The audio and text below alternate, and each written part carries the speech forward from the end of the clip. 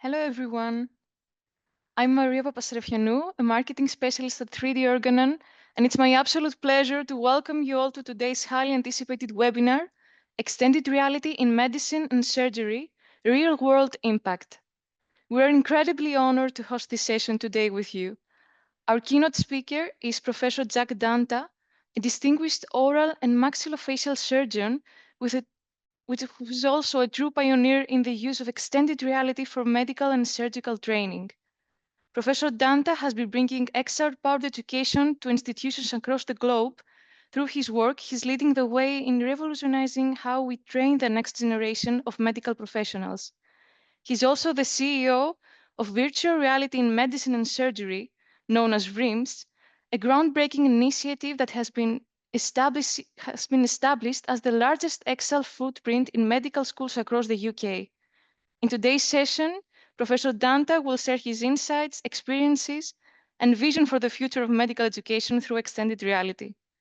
There is no doubt that his presentation will be both inspiring and enlightening. We're also joined today by many distinguished guests and academics, and Dr. Rikos and Dr. Cordalis, esteemed executives of 3D Organon, who can later join us for the Q&A session. Thank you all for being here. Without further ado, I will pass the virtual microphone to our distinguished guest. Professor Dhanda, welcome. We're thrilled to have you with us. Can you share with us now? Fantastic. That's super. I've got it now, so I can share my screen. So I'll just bring my presentation up. Well, thank you for the invitation to present. I'm delighted to participate and be We're so happy to have you with us. Thank you. It's been a wonderful year for VRiMS with the support of 3D Organon. We've been very much been championed by 3D Organon and have reciprocated that collaborative mindset to deliver something that's really quite special. So in today's webinar, I'm going to talk a little bit about not only how we've managed to scale up XR in a high-income country setting, the UK in this particular case, but also what we're really passionate about, and that is the role for this technology in low-resource settings. And Thanasis has always been very supportive of that. So we'll go through a bit of a tour through that in a 30-minute presentation, and then we can take some questions afterwards. So I'll go into my screen share, and then I'll bring up the presentation. And I hope you can see that there. Can you see that? Yes. Fantastic. Okay, so extended reality in medicine and surgery, a real world impact. And these are just some of the photos of some of the things that we've been up to, just kind of focusing on 3D Organon and what we've been using for where we see a real value in 3D Organon. This is 3D Organon in mixed reality mode. What I'm doing in this example is I'm actually using 3D Organon as a resource to help theatre staff to understand an operation that I'm performing. So we have a thing called debrief, a theatre debrief, where we talk through the operation, the equipment we need, where we need to set the patient up. And I'm demonstrating the radial forearm free flap and how I would dissect in this particular patient's having a lateral resection in the buccal mucosa. And so we're talking about how we're going to access that, what equipment we need in terms of drills. But everybody in that theatre environment is wearing a headset. So it's a much more fun and interactive way to show anatomy to not just the doctors and the residents and the medical students, but also to the much wider healthcare community, including your physicians associates, your ODPs, your scrub nurse, and your assisting nurse and runners. So that's just a fun and really kind of naturally interactive way that we can use a wonderful resource like 3D Organon to teach as well. And so, of course, we've been traveling around the UK using 3D Organon in that mixed reality mode to train medical students. And this is another wonderful example of medical students all over the UK. In fact, one of them is in Mexico. And in our anatomy series, we will have students from all over the UK, all interacting. One of them's in Birmingham, in Brighton, in Southampton, and Midlands, Scotland, Mexico, as I've said. And I'm in that immersive virtual space with them, with the 3D Organon Medverse, and I'm describing how I would access for a superficial parotidectomy, the important anatomical perspectives of a long run up to the digastric, where the nerve sits between the tragus pointer and the digastric. And I guess the point I'm trying to make from this slide is that by building an infrastructure network, which has been the priority for us, by enabling and providing hardware, I can envisage a time where I can meet up with surgeons in Africa and ask a cardiothoracic surgeon to talk about cardiothoracic surgery, and the headsets are simply placed onto and by surgeons in Nigeria, in Burundi, in Cameroon, and we can do these remote teaching sessions. And that's really important for places like Africa, because they don't have access to human anatomy cadaveric resources like we do in the UK. Certainly the specimens are quite limited, but you can imagine the potential of actually knowledge sharing by using something like this immersive experience for anatomy.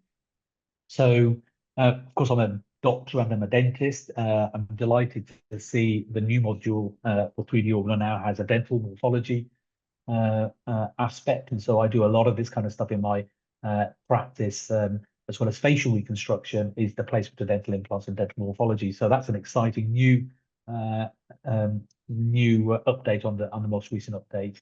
But of course, my surgical practice is facial reconstruction. So I'm going to apologize. There are some human tissue cadaveric images, so please avoid posting anything on social media.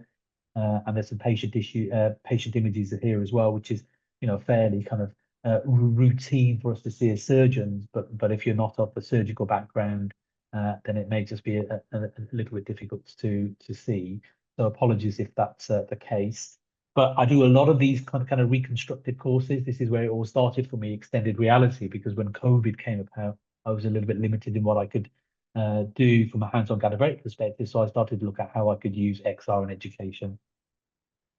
And so moving on from that, what we've done is again in the latest update with MedVerse with 3D Organon, you have the asset management system. The reason why that's interesting to me is that it enables me to be able to upload a variety of STL OBJ files, which are anatomical objects in that space. And these are, unlike the 3D Organon, which is non-pathology, these are pathological scans. And so you'll see patients with broken jaws, cancers, facial growths, and I can just simply park all of this into that immersive space and be able to use that to teach pathology as well as non-pathological human anatomy.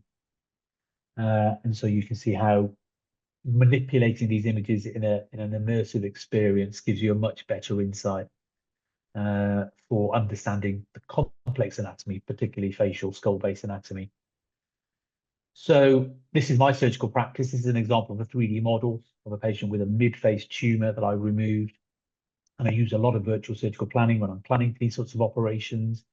What I specifically did for this case was I managed to preserve this patient's eye by taking out the tumor and taking a part of the orbital floor in a very precise way that allowed me then to make sure that we didn't need to irradiate the eye by getting tumor margin clearance. And so creating these virtual plans, creating 3D models, creating 3D printed plates allows for guided surgery and quite precise surgery. So I think there's a huge potential and scope for using something like 3D Organon and its asset management for uploading these sorts of images and to describe through the thinking process when you're planning these sorts of complex cases. So this is a 3D printed plate that I used for this patient.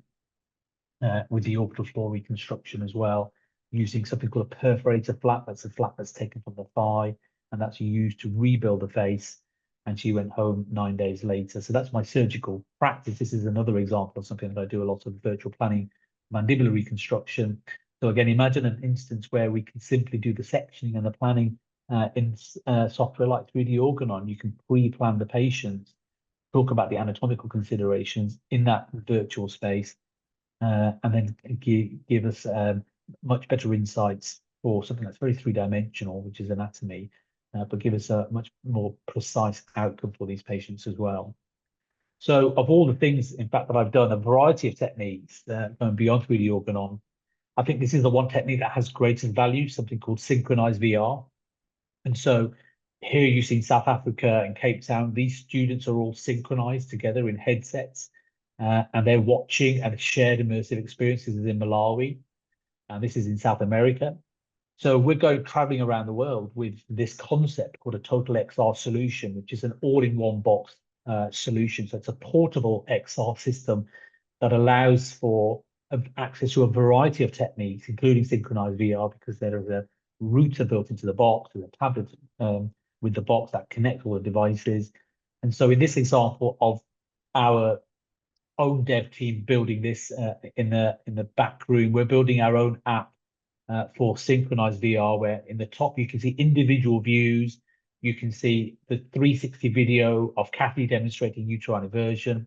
The problem with the 360 camera is that it's in a fixed position, so it's not great for demonstrating surgery. So you see these overlays appear, and these overlays allow you to see different camera perspectives and therefore get over the problem of a single camera perspective. So it's an immersive experience with multiple overlays, and the numbers you can see moving is head tracking, eye tracking, where I can look at where people are looking as they are experiencing that immersive learning experience. And then I can use that to build AI models for adaptive learning with interactions that will come in depending on where you look. So this is really cutting edge stuff, and I don't think there's any other precedence or example of it. 360 video with a virtual studio overlay in synchronized VR with eye tracking, head tracking, leading to AI approaches with adaptive learning. That's the future, I think, of really bringing in efficiency to learning using this technology. So what we did was we put together this box because it's convenient, it's transportable. There's a way to charge the headsets through the box. The box keeps the headset safe. Integrating the Wi-Fi router allows for the more sophisticated approaches like synchronized VR. And so we ended up distributing these boxes throughout the UK and enabling medical students to facilitate. Now, this is the technical aspects, of course. Through the Organon is a fixed off. It's a true VR in which you can manipulate objects. But of course, the low-lying fruit is 360 video with overlays, and then making that interactive makes it an interactive experience. So these are all immersive experiences under the umbrella of immersive experiences. Now, if I focus on what we did in the UK, I think the reason why this technology is challenging, and I've just seen a post today on LinkedIn on how the market is expected to increase, but the hardware utility is reducing. I think it's really difficult to overcome the problems of the cost of the hardware. The other real big challenge is content. You can buy a simulation, which are prohibitively expensive. Some basic simulations that we built, like fire safety and basic life support, were tens of thousands of pounds. You use these simulations once or twice, and then they're obsolete. If the headsets are updated, they may not work. If we have a new headset in, then they may not work.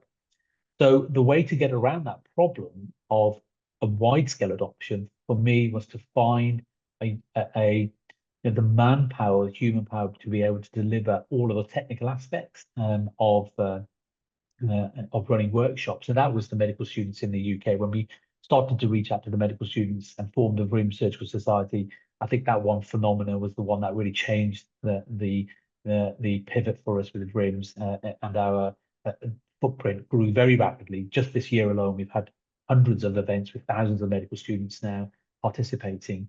So we in fact have coverage of 100% of the UK. When I say the UK, Wales and England, I'm off to Scotland in the coming weeks to onboard all 5 universities there. And then we go to Northern Ireland, 2 universities, and the Republic of Ireland, another 5 universities. By September, we'll have total UK coverage with one of our boxes accessible to every medical school in the UK.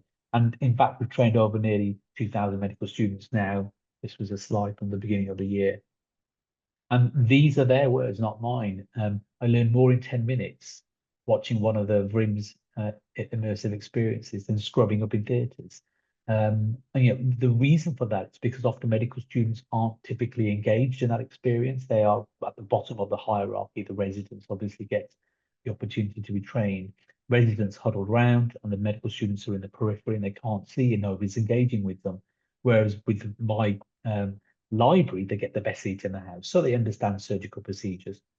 When we then ask for feedback, 3/4 of them believe that this method of training using immersive technology is more effective than their traditional teaching. And in some medical schools, even though most medical students will finish with a Bachelor of Medicine and a Bachelor of Surgery, some medical schools, they get only 11, 12 weeks of surgical experience.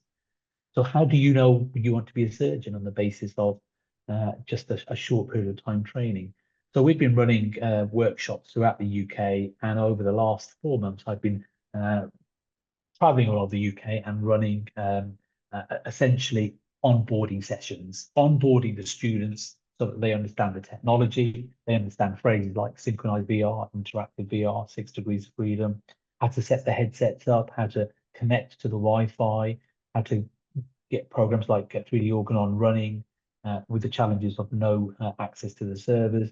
And that's all, that technical aspect needed a session in which we would train them to be able to use the hardware safely. So those sessions ended up being in 5 main regions: London, the Midlands, South Central, North, and the Southwest. And so what we've got is a hub and spoke model in which each region has access to at least 12, if not 24 headsets with 2 boxes or 4 boxes. The regions have regional leads that take ownership and responsibility for the hardware. And then we have a centralized process in which applications are submitted for running workshops for undergraduates. And then they are triaged, and then we make available the hardware with our content at those universities.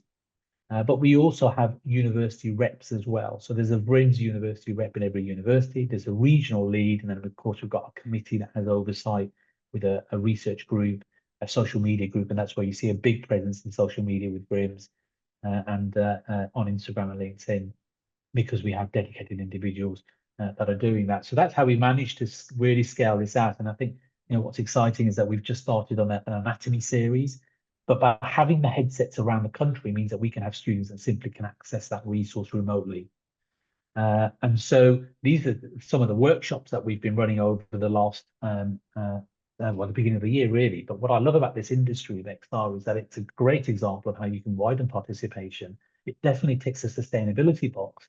Of course, it's medtech, and the youngsters and the medical students are very enthusiastic and interested in innovation, AI. And for me, it has huge potential in global surgery. So when we started in January, we started running workshops, ophthalmology, aesthetic surgery.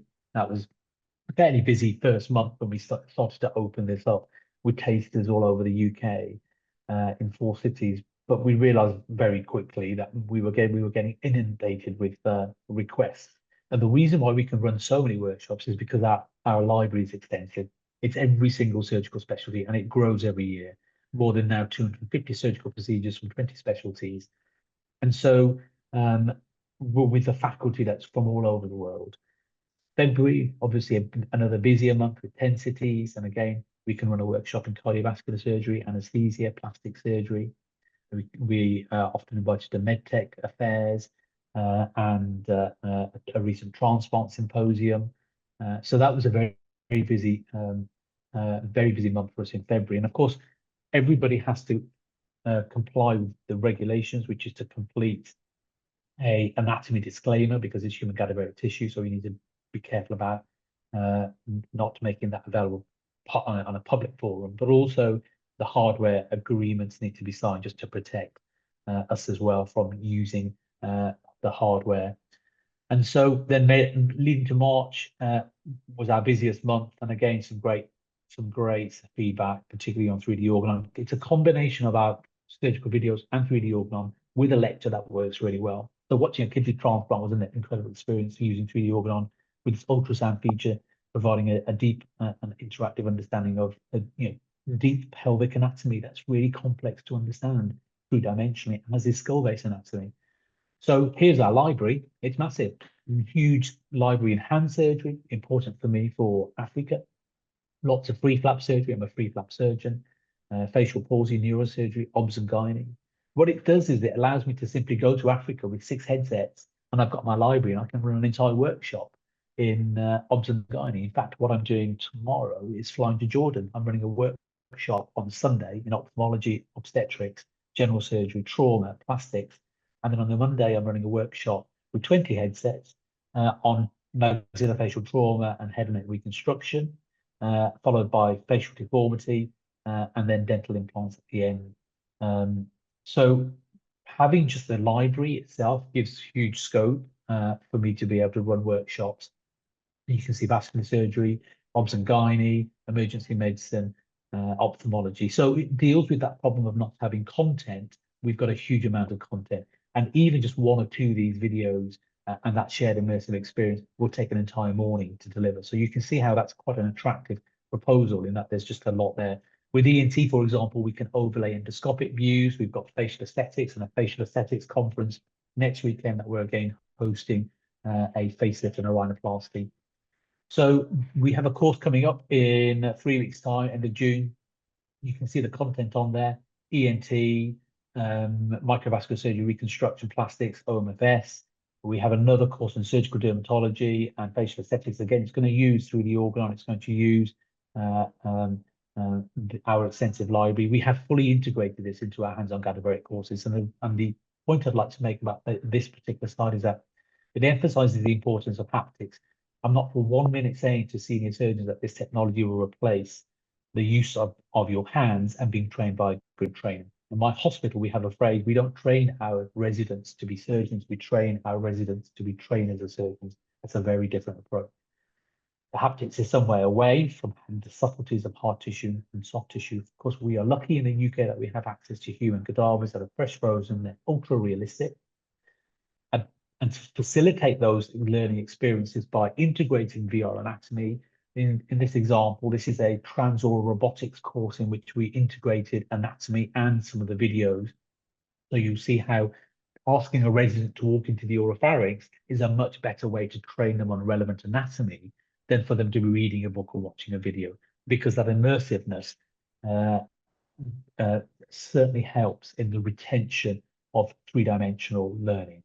So when you then overlay the various anatomical perspectives and the blood supply, and then put that into the surgical position, you can see the resident walking in and seeing the tongue base, into the surgical robotic position, we can start to talk about access and the relevant anatomy and anatomical zones. So when we were running these courses, of course, we're now quite mature. We've run more than 19 courses. We were live streaming right at the beginning, and we ended up live streaming to more than 100 countries and more than 6,000 participants. And that was the trigger point for me to realize the potential role of this in global health. You know, we're a bit short on time, so I'm going to zip through this video. This is the Lancet Commission, talks about global disease fatalities and common medical conditions now. Huge amount of money has been invested in managing these conditions, and they're curable, but there's a lack of surgical care.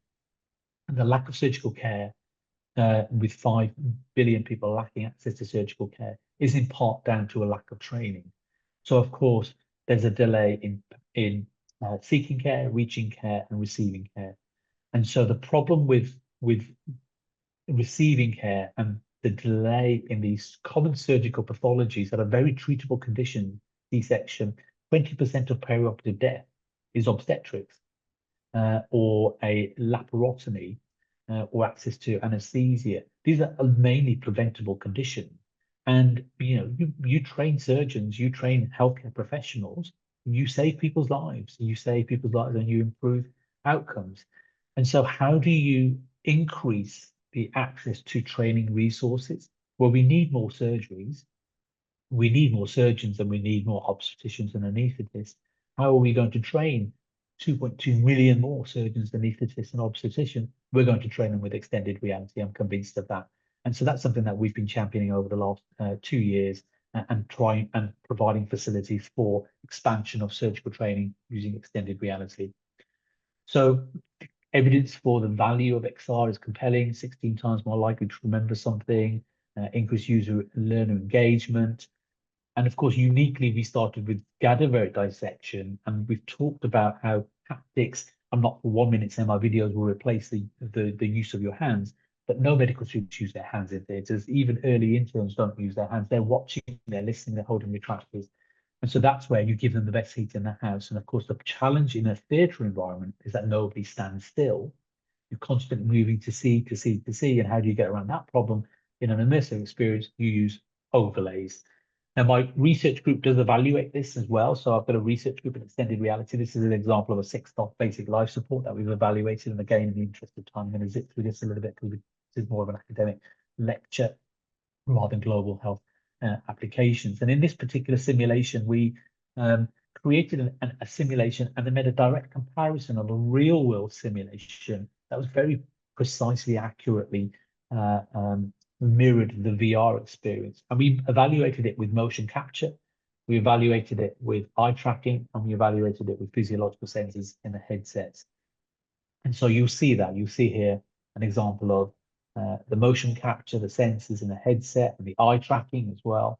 And in the interest of time, I'm going to zip through some of these findings, but we know there are distinct differences when we look at body posture and we look at what the eyes do. For example, in this simulation task mode index, you can see when we look at the yellow, which is a virtual reality experience, compared to the blue, which is the real world experience. The real world experience is much more physical, but we get much greater task control, strain, and distraction in a VR experience. And of course, the simulation is more challenging, takes longer to complete, as well as the change in the body posture in a real world experience versus a VR experience. And so going on to our African projects, we've published a lot of that work as well, the qualitative perspectives. So again, I'm just going to reiterate, this is human tissue, so please don't take any photos and post on social media. What you're going to see is some examples of other cadaveric work. So we talk about this new way to learn. This is in Brazil, Synchronized VR. I like this particular little short film because it makes a very important point. That's a very senior surgeon in cardiothoracic surgery. Why does he need to watch something in VR? He's watching a clamshell thoracotomy. How do you train somebody to perform a procedure that you seldom perform? He's watching this procedure.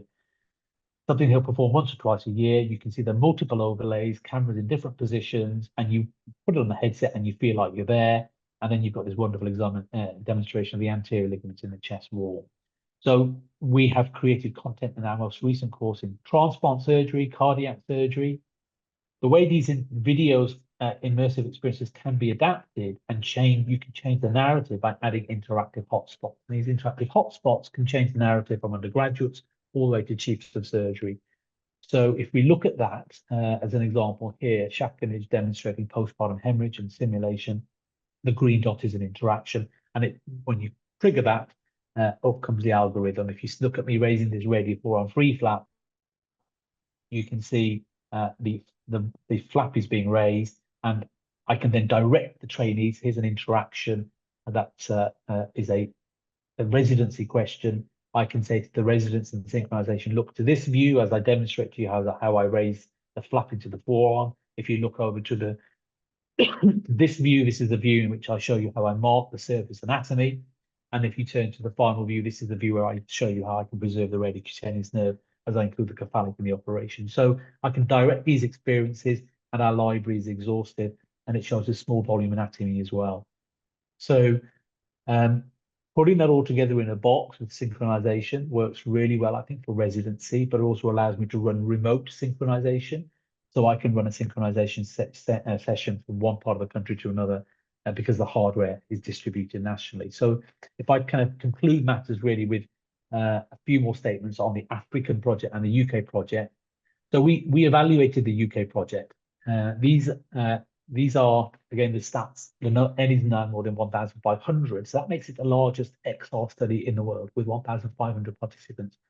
The medical students are saying they have limited exposure to a variety of surgical procedures, 80%. 2/3 are saying there's limited theatre space. So when we started to create the group, the VRiMS Surgical Society, we started running workshops using these variety approaches, lecture, 360 overlay, VR anatomy. And then we evaluated procedural confidence, anatomical understanding. And with all of these workshops now throughout the UK, the majority in the first cohort or undergraduates now we're starting to include, we've just created the women in surgery group and the postgraduate group. But look at the p-values, highly statistically significant p-values in surgical procedure confidence in a variety of surgical procedures, from AAA to an thigh flap appendectomy, obs and gynae, clamshell thoracotomy, front of neck. It goes on, neurosurgery, orthopedics, cardiac surgery, ophthalmology, aesthetic surgery. If we look at the anatomical relevance to confidence in anatomy, again, courtesy of and with the support of 3D Organon, you can see highly statistically significant p-values in a variety of anatomical simulations that we've performed, and we're going to publish this data soon.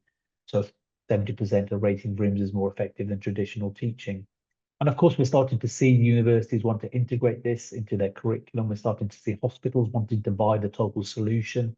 And I'll finish finally with the African project. this is a cartogram showing the number of doctors in Africa per population compared to the bulge in Asia, in India, for example, or in the UK. And now, if we look at setting up this global network, when we bring these surgeons to the UK, they will go back to their country with a donated headset solution. That's a £20,000 per year lease solution that we offer in the UK, but we are donating that to 10 countries in Africa this year.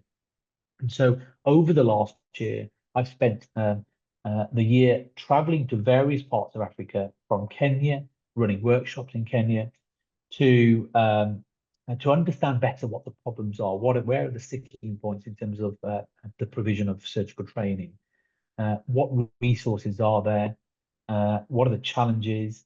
We went to Rwanda and then South Uganda.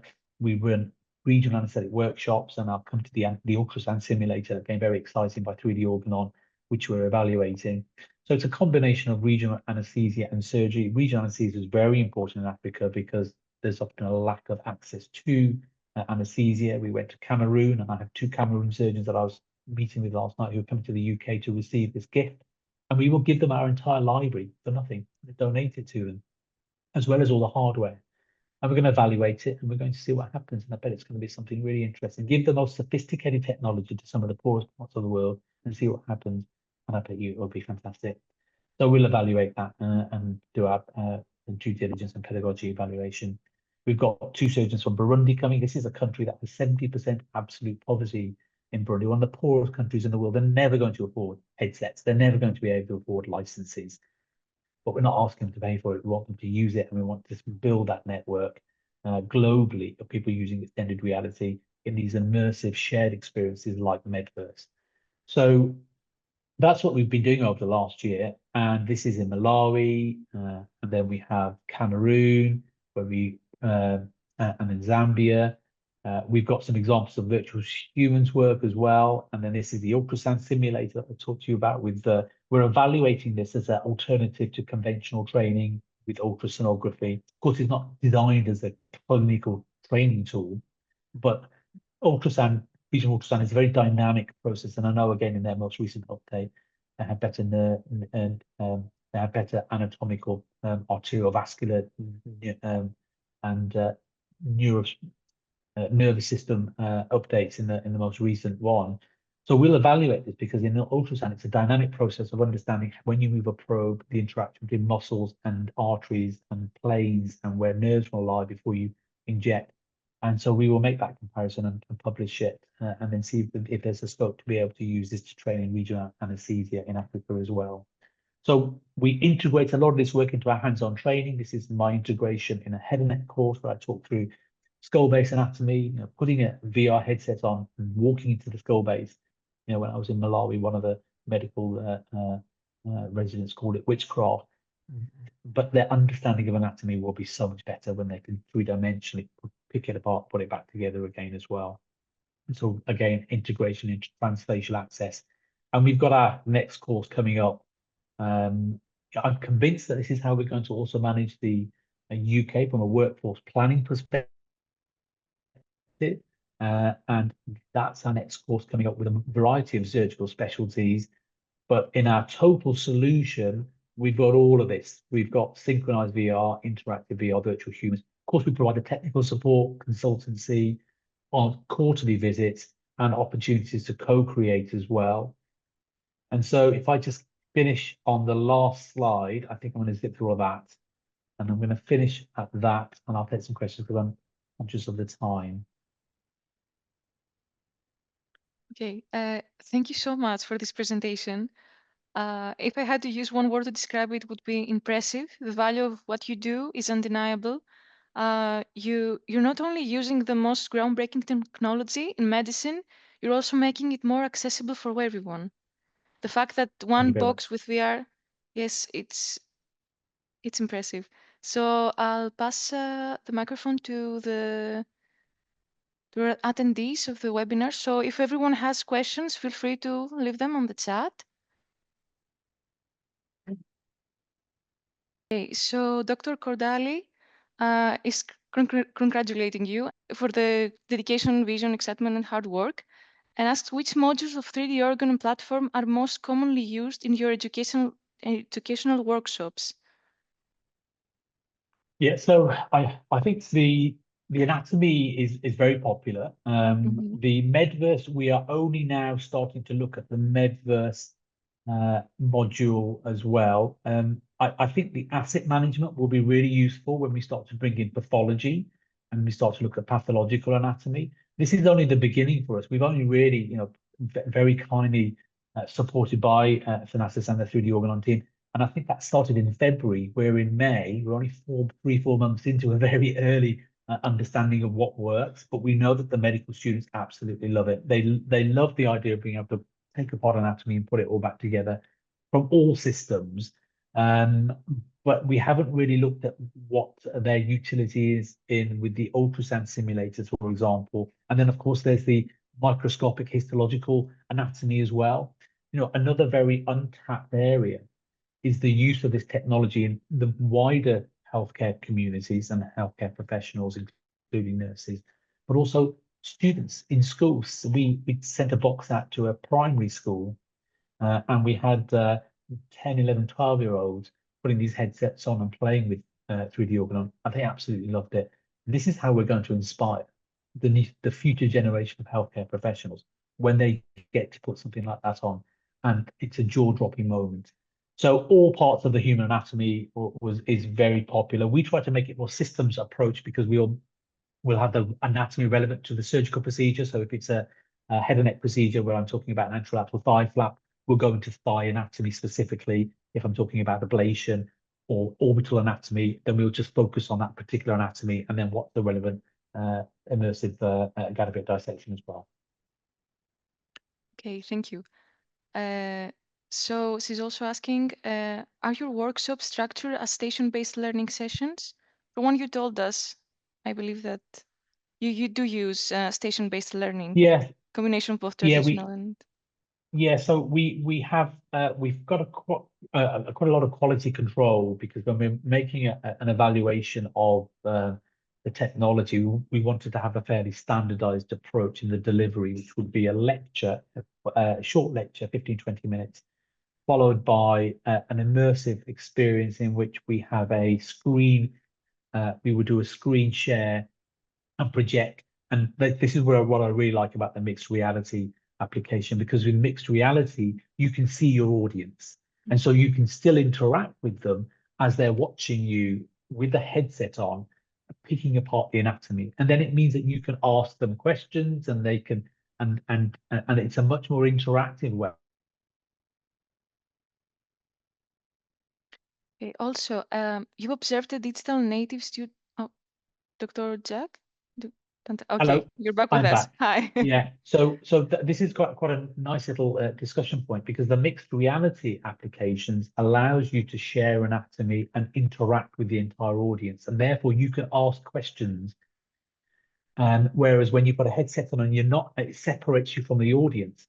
And then, of course, once you've completed that, then we give them the headsets to wear and for them to be able to participate in doing, moving objects around and moving anatomy and walking into the anatomy. And then we would conclude with the shared synchronized surgical demonstration using 360 video with an overlay. So using those three together, so you have the introduction on the indications of surgery, the common complications, the patient selection, then the surgical procedure after the anatomical description with a screen share, but letting the students actually do some dissection, virtual dissection themselves as well. Okay, perfect. And also, have you observed that digital native students are highly engaged with immersive technology like this? So, as you told us, you have, in fact, it's second nature to them. And I think so. The mixed reality is quite an important development really for I think 3D Organon, because one of the common criticisms is that about 5% of the population will get some degree of motion sickness when they put a headset on. We see less motion sickness when they're in mixed reality mode because they have a context of surrounding.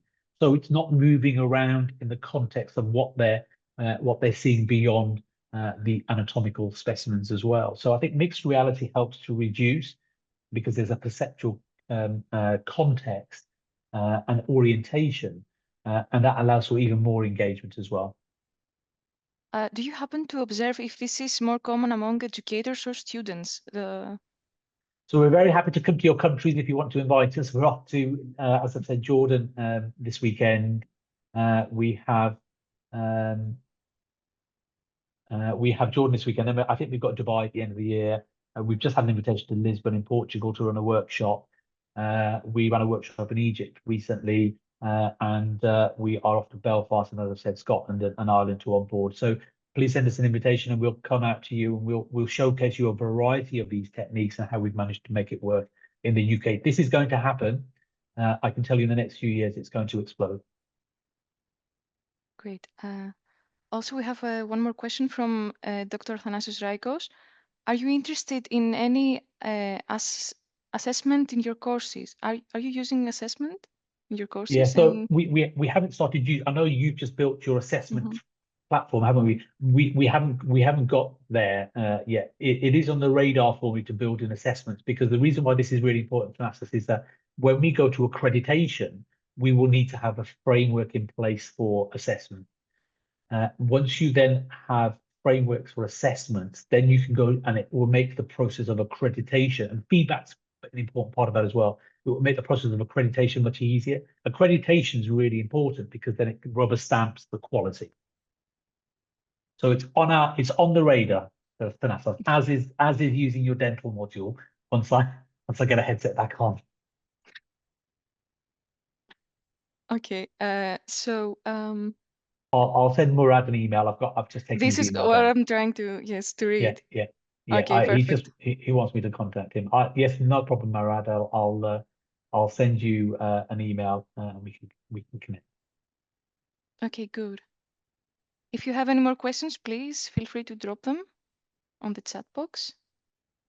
So what we are also trying to implement here in 3D Organon is the use of 360 videos combined with assessment. So we just launched the newest version of 3D Organon, and among the new features we have vision training, which is basically a module where you can build immersive spaces with the combination of different videos and 360 as well. And what we want to have in the future is integrate assessment in this. So the trainer would go into an immersive room, go through the sessions with a 360 video, and then have to answer some questions. Would this be something that you see yourself implementing in your work? Creating these kind of metaverse places where you can come in and you can access CT scans with DICOMs, you can access some anatomy, you can access 360 video in that shared immersive experiences up with a headset on. So that, I think it's certainly on the radar. Thank you so much, Dr. Dhanda, for being here with us. I don't see any more questions, so we'll continue with closing this webinar. Thank you everyone for being here with us. I'll just let you know that this webinar will be recorded and posted on our YouTube channel, so you can visit it and go through the presentation in your own time. As I mentioned, the newest release of 3D Organon is out, so you can contact our team and explore it yourself. We have brand new features such as the AI study assistant, vision trainer, as I mentioned, the dental morphology that you also looking forward to explore, Dr. Dhanda.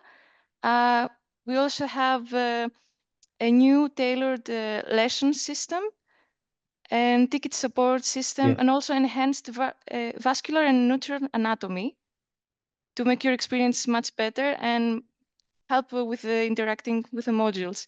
Thank you everyone for being here. Thank you very much. Bye-bye.